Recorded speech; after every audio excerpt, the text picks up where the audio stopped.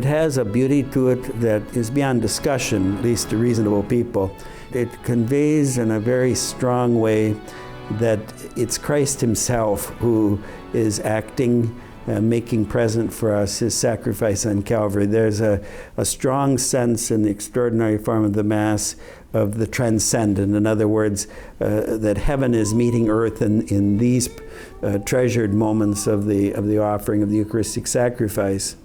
I find in my own celebration of the extraordinary form in public masses that many of the faithful who are participating never knew the Mass before, and they're simply attracted to it for its beauty. It's not, in the past sometimes people said, well, it's just these old-timers who are holding on to an outdated form of the Mass and they won't give it up and they need to get with the times and so forth.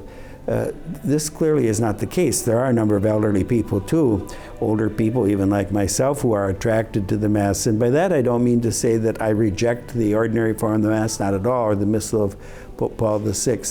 But as Pope Benedict XVI has pointed out to us, why does accepting the ordinary form of the Mass mean that you have to reject the Mass from which it developed?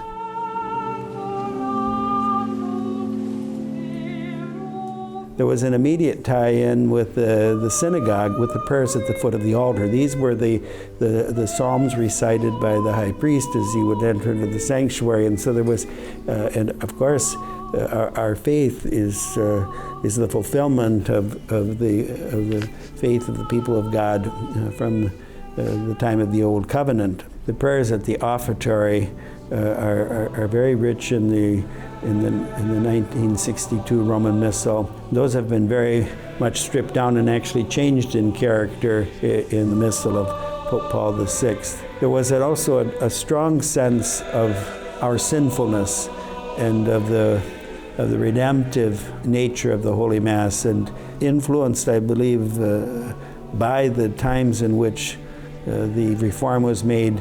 A lot of the language having to do with asking God's forgiveness and so forth was removed.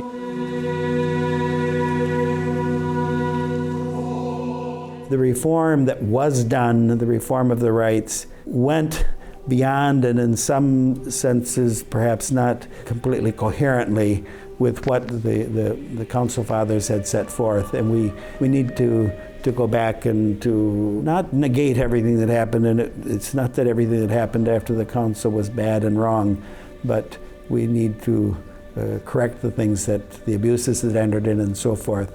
I have the hope that some of those elements, for instance, that were taken away may be reincorporated again, so that it will be more evident the organic unity of the two forms of the same rite.